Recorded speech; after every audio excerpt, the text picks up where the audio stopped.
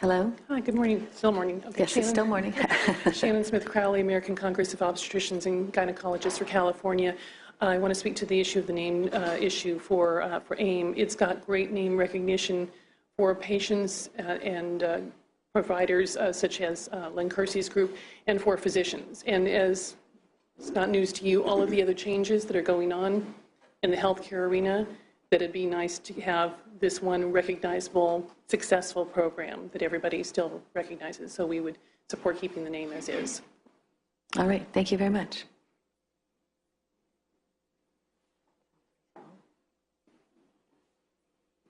Good morning, Sawait Siem with Health Access. I want to concur with Senator Moning's earlier comments.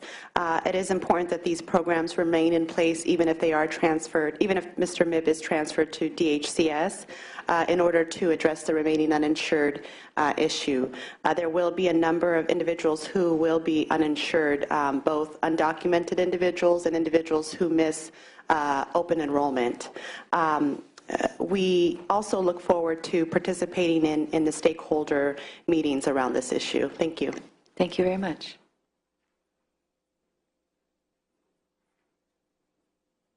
Good morning again, Mario with SEIU Local 1000, and just wanted to say we want to ensure that the staff transition, the staff that has the expertise and the experience transition over to the new programs that are very similar in support of that, and we will also be looking forward to the transition plan. Thank you so much. Thank you. Vanessa Kahina with the Western Center on Law and Poverty. Appreciate the staff recommendation of keeping this open for a bit more in order to ensure a smooth transition plan, and especially on the preservation and continuation of the managed major risk medical insurance program. Thank you. Thank you very much. There are no other comments? And any response you'd like to make to any of that? All right, then this item will stay open. Thank you very much for that presentation.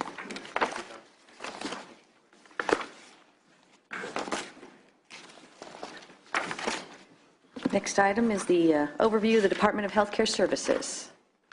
Hello again, Mr. Douglas. So again, Toby Douglas, Director of the Department of Healthcare Services. I'll be up here with Mary Cantwell, my Chief Deputy Director. Mary Cantwell as well. Okay. So our department, our mission is to provide high-quality, affordable health care coverage to all Californians, and we do that through providing medical, dental, mental health, substance use disorder treatment services, as well as long-term care. And we provide this high-quality, affordable care to roughly 9.2 million Californians and growing. Will be over 10 million if it isn't already, and that will grow with the implementation of the Affordable Care Act. We also, within our department, and I mentioned this earlier, provide a few specific programs in addition to our Medi-Cal program. We have our California Children's Services and our Genetically Handicapped Persons program, which provide services to chronically ill children and adults with genetic diseases.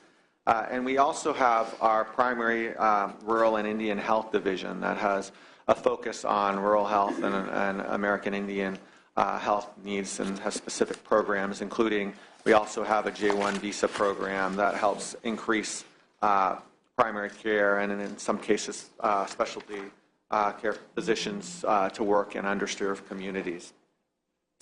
Over the last couple of years, and again I touched on this, we've gone through many transitions and fundamental change in our department, both in terms of how we're organized as well as the delivery of care. We've brought in all of community mental health services into our department, as well as substance use disorder services. Both of these really complemented the work that we're doing on improving healthcare outcomes, improving the experience of healthcare, and lowering costs to both integrate and strengthen our behavioral health system.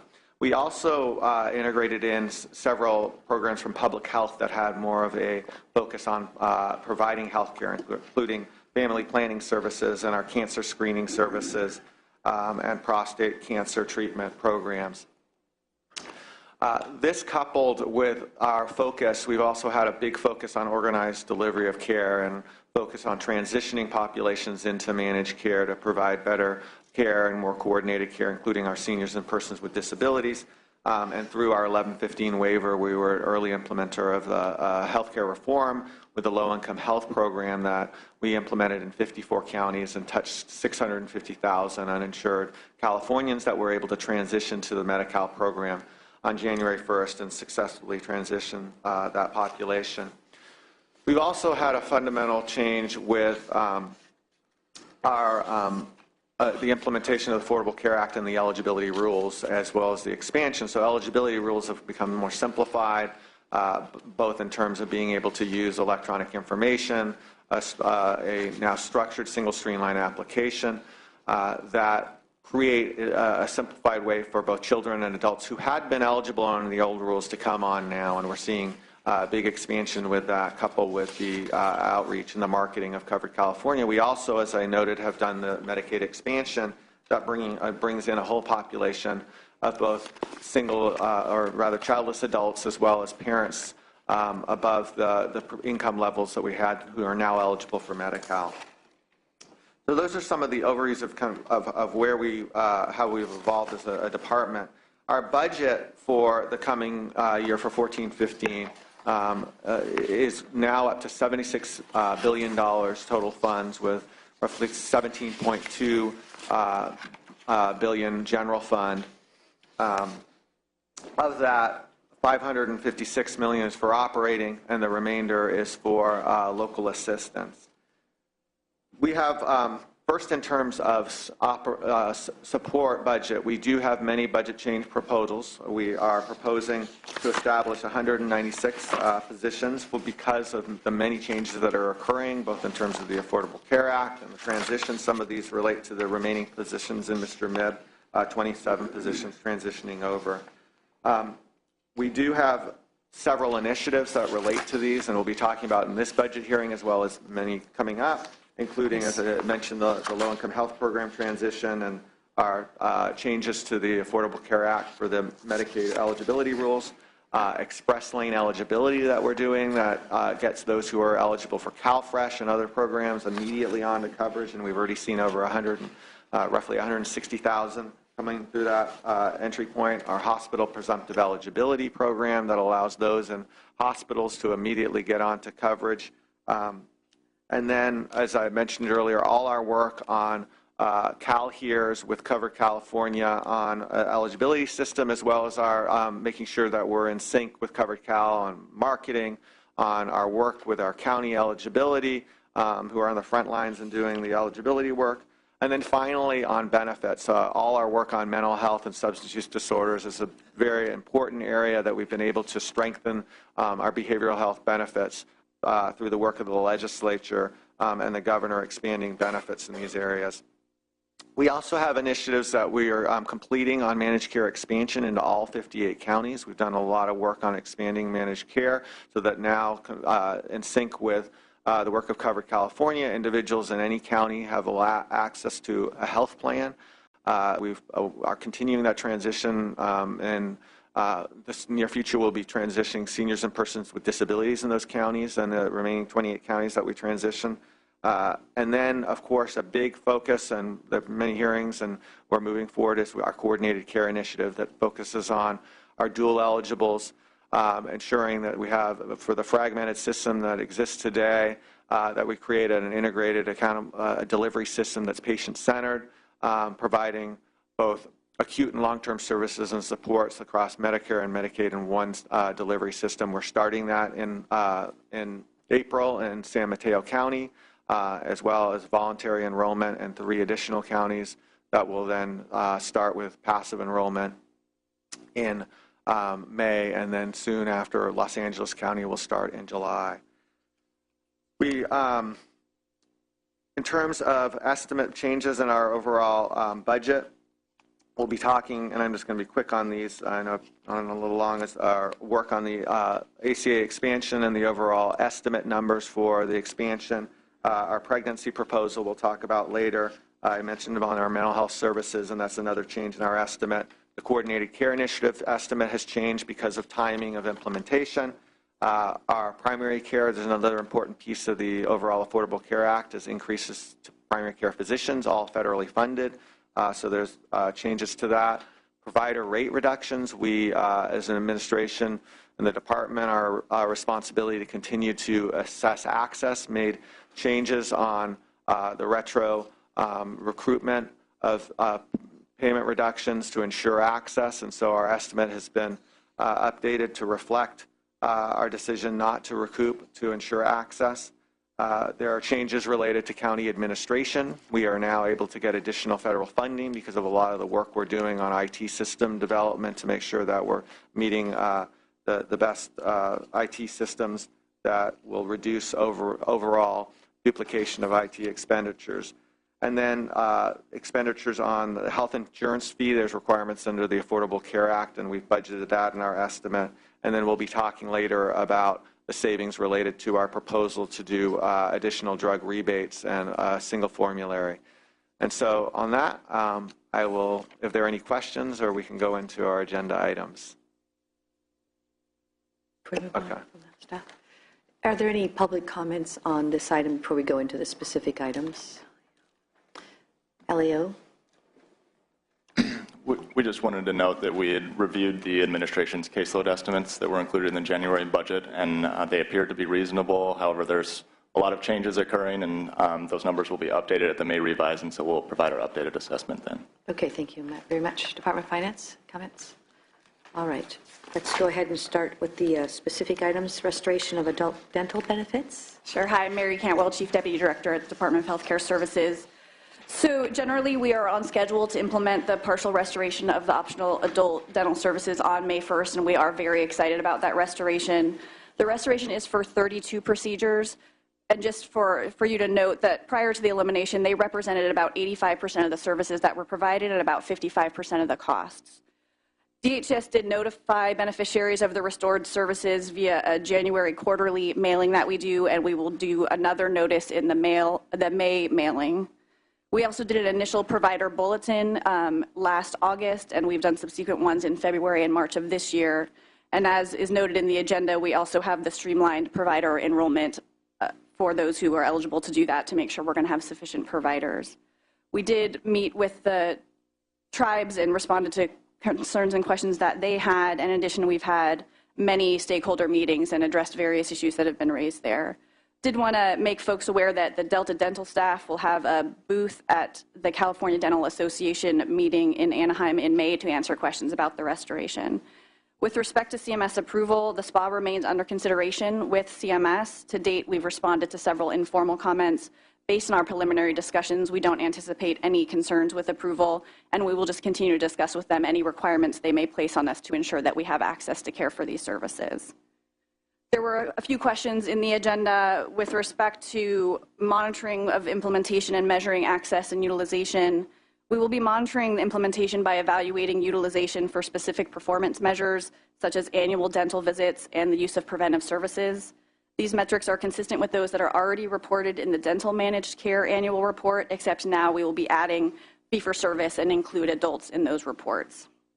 We will also be monitoring any call volumes, complaints, and grievances in both the fee-for-service and managed care delivery systems to identify concerns quickly and move to deal with whatever those issues may be. Additionally, we're going to be monitoring the children's utilization to ensure that the restoration of the adult benefit isn't going to have a negative impact in reducing the utilization for children. As you've heard us talk about, and we have a proposal out that we'll talk about it, I'm sure, at a future hearing regarding outreach for dental services for children, because we are actually targeting to try to increase dental utilization for children. We do intend to report performance measures data on our website on a quarterly basis. And then you also asked a question regarding the dental dashboard. It is under construction. We are working with the California Healthcare Foundation and Health Management Associates to create the databases and reports necessary to report the fee-for-service performances using the metrics that I discussed earlier, the annual dental visits and use of preventive services, as well as others. We really believe this dashboard will give us the ability to spot trends and detect outliers that may require intervention. We're also working with CMS to identify what other means of assessing and ensuring access that they may require from us. And then finally, there was a question about whether we've set targets for utilization. We haven't set specific targets for utilization, but we are looking at what utilization was prior to the elimination of the benefit as a starting point. And then, as noted, we have these metrics we'll be monitoring that will help us develop utilization targets in the future for adult dental services. Thank you very much for hitting all the questions. Any comments by legislative analyst? Thank you, Madam Chair. Senator Monning, Felix Su with the Legislative Analyst's Office. Our office's recent report on the health budget contains a write-up on the broader subject of access to care in the Medi-Cal program. Now, we understand that this subject of broader access will be heard before this committee in future hearings, so we will discuss our overall findings and recommendations at that time. For the purposes of today's informational item on dental access, we wanted to take the opportunity to highlight one portion of our analysis, which is the fee-for-service monitoring efforts by DHCS in the context of AB 97 that Director Douglas alluded to. In our view, these current efforts, at least those that are publicly available to us, are inadequate and do not sufficiently address meaningful measures of access to care in fee-for-service Medi-Cal. For example, simply reporting the total number of providers who have ever submitted a claim to be reimbursed for Medi-Cal services does not tell you how many full-time equivalent providers are actively accepting new Medi-Cal patients in their practice. Now, this isn't just a concern from our perspective. The Federal Centers for Medicare and Medicaid Services have indicated that it is important for state Medicaid agencies to monitor how many of their providers are actively accepting new patients in their practices. Furthermore, according to surveys of physicians that are conducted by UCSF on an ongoing basis, the acceptance rate amongst physicians for new Medi-Cal patients is as low as 60%, compared to the acceptance rate of 90% for patients with private insurance. Overall, we think that the problems that we've identified with DHCS's public fee-for-service monitoring, at least in the context of physicians, may be in part due to the absence of clear state standards and regulations as to how this monitoring should be conducted.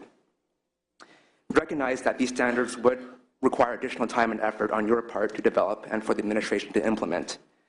Now, given that dental services will remain primarily a fee-for-service benefit for children who are currently enrolled, as well as adults who will see the benefit partially restored in May, we believe that Denti-Cal is one of the few fee-for-service areas that are clearly warranted for this type of increased oversight. Now, while our report comes short of actually proposing specific metrics to evaluate in Denti-Cal access, we do note that it is our understanding that, similar to physicians, dentists are required to apply for relicensure every 2 years with the Dental Board of California.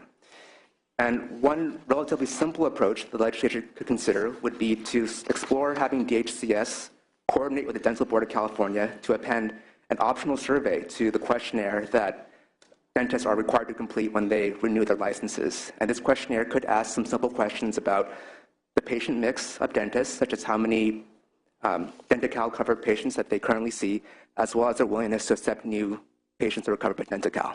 Thank you. I'm happy to take any further questions. Thank you very much. Go ahead, Senator Monning. Thank you. And this information from the LAO is helpful.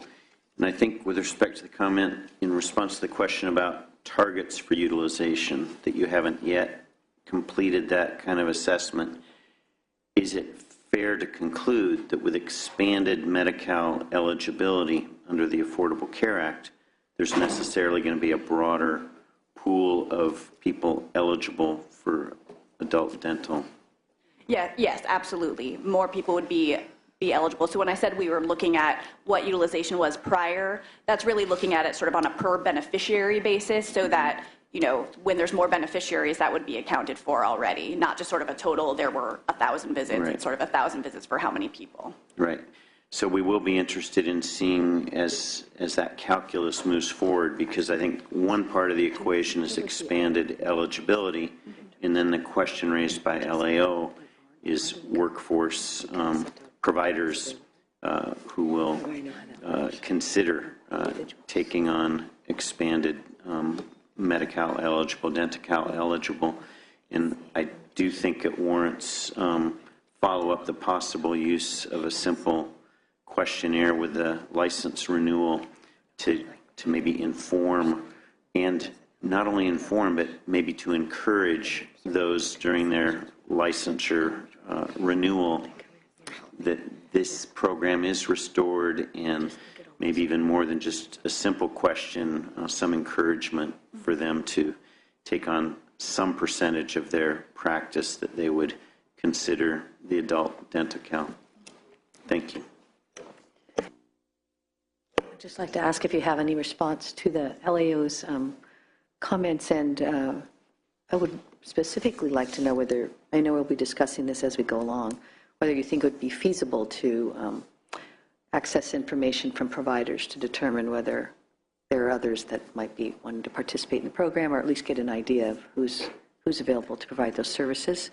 The type of survey that was mentioned, I think sounds... Well, I'll take it on the, I mean, in terms of, as Senator Monning said, a survey through the board, we worked actually with the California Healthcare Foundation to implement a similar on the physician side. That is the LAO sites physician participation that was funded by the California Healthcare Foundation and our department. So it costs some money to do it on the dental side, but it's doable. Now, going to the more granular level, I think this is where our access study is based on. There is no one way to measure access. You have to look at it from multiple dimensions, and if you look at our reports, that we explain all the different dimensions and different factors that we have to take into account, and access isn't just about looking at participation. It's looking at how care is delivered. You know, we're looking at care differently.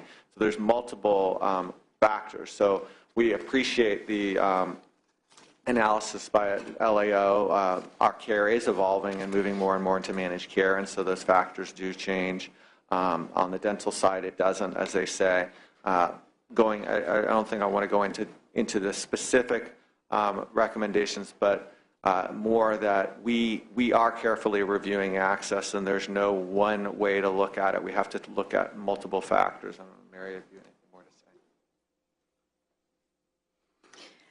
And I'm not quite sure if there's an answer to this, but in preparation for the restoration, obviously you've been, as you mentioned, you've been sending notifications to current Medi-Cal beneficiaries.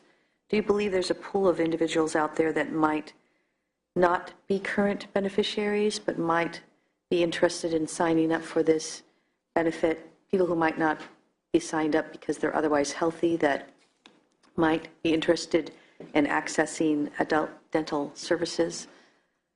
Well, I think what we're seeing, I mean, this gets to the broader implementation, and you've heard under the Department of Managed Healthcare, we're seeing millions of Californians, and we've seen an increased response in Medi-Cal applications more than we ever expected. And that would bring them on to the Medi-Cal, both for the medical as well as the dental and mental health and substance use and long-term services and support. So we do expect many, once we restore in May, there'll be even a broader pool of both adults and children that will be receiving dental services. Yes. And that's why it's so important to carefully monitor access and look at the implications. So do you believe there's any other outreach necessary to reach those individuals beyond what may already be doing? Really don't. I don't. I think that we're doing a very successful job. We also, the legislature last year funded, and we have funding through the California endowment that was brought into the budget for outreach and enrollment grants that we're using also to target specific populations. So between Covered California, the marketing efforts, our certified enrollment counselors that are also funded through Medi-Cal too, and the outreach and enrollment, and then finally through the simplified, streamlined approach that makes it easier and breaks down those barriers. Really think that we're bringing in the population, and what's been great that the legislature and the administration have done is now we have the benefits, whether it's the dental and the mental health and substance use, that we have a full complement of Medi-Cal benefits. And now we're just going to also need to carefully, as I said, monitor access, and that's really where our focus needs to be. I just know in my experience through contacts through my district office that the word that adult dental has been restored, that news is very slow in getting out. Okay. I'm not blaming that on you. I'm just saying in talking to constituents, it's relatively unknown that yeah, so that in particular, I think we can do more, and we have another, you want to talk about that? I wasn't sure what, the next mailing? Yeah. Okay, yeah, so as I said, we're going to do a second mailing to it. This will go to all beneficiaries that we're doing in May to again highlight this restoration of the benefit. And one additional thing that we're doing is we are going to, in our welcome information to Medi-Cal, provide greater information on the dental benefit. It's something we did with the Healthy Families transition, and so we've been talking to CMS about including sort of this one pager that sort of more explains what the dental benefit is, and we think that's important too with the adult benefit restoration, so that when new people are coming on the program, the dental benefit will be highlighted for them to understand that they can access these services. Okay, thank you very much. Public comments?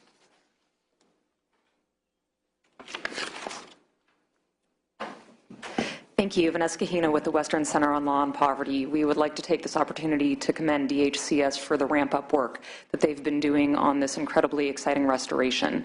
When this cut was made, we have heard Director Douglas acknowledge before that that was one of the worst things that he's had to do in his career here, and understanding that the department takes this with full heart as to the improvement in lives that this is going to mean to so many people. We'll want to be incorporated into a robust stakeholder process on what the outreach and enrollment materials are going to look like, what the notices are going to look like for folks. We understand that there has been one notice that's gone out to new enrollees, which is going to be the childless adult population for the most part, but then also wanting to ensure that all existing Medi-Cal beneficiaries, including some folks who testified in front of this committee last year, that they would be given the same notices that as other folks are. Really appreciate the streamlined provider enrollment process at this point, and would want to also commend the committee that in the time that we had to cut this benefit, we were also required to do these federally required dental services, the FRADs, which mostly were extractions of teeth. You don't have a lot of people getting full mouth extractions, so to the extent that we can move towards either a full restoration of dental or maybe partial dentures even in there is something we would very much like the committee to consider down the line this year. Thank you. Yes, thank you very much.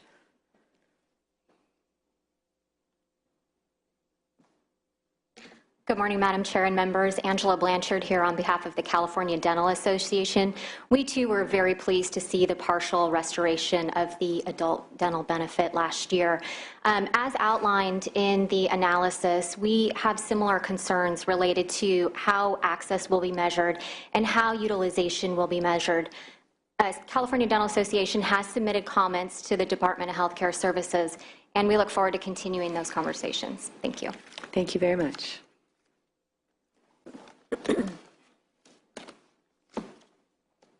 Good morning again. Sawait Hesjasium with Health Access. We were in full support of the restoration of adult dental. We wish that we could be where we were before, and urge the committee to look at that issue further. Additionally, we believe that, or we're always in support of better data around access and utilization, and we believe that it will underscore the need for full restoration of adult dental. Thank you. Thank you very much. Hi, good morning. Beth Malinowski, California Primary Care Association. CPTA continues to be concerned that the SPA, as it currently reaches, does not restore a full set of adult dental benefits and doesn't go far enough. Our concerns really relate to the capacity of the SPA to limit the ability of our FQHCs to provide that full benefit. Dental is a core service for us, even though we do in California refer to it as an optional benefit. These are not optional for FQHCs. FQHCs and RHCs can and should be able to deliver full scope dental benefit as a core physician services. We'd really like to see a full restoration here, in particular making sure that we're seeing periodontal care, partial dentures, and root canals for posterior teeth restored to the program. Thank you. Thank you very much.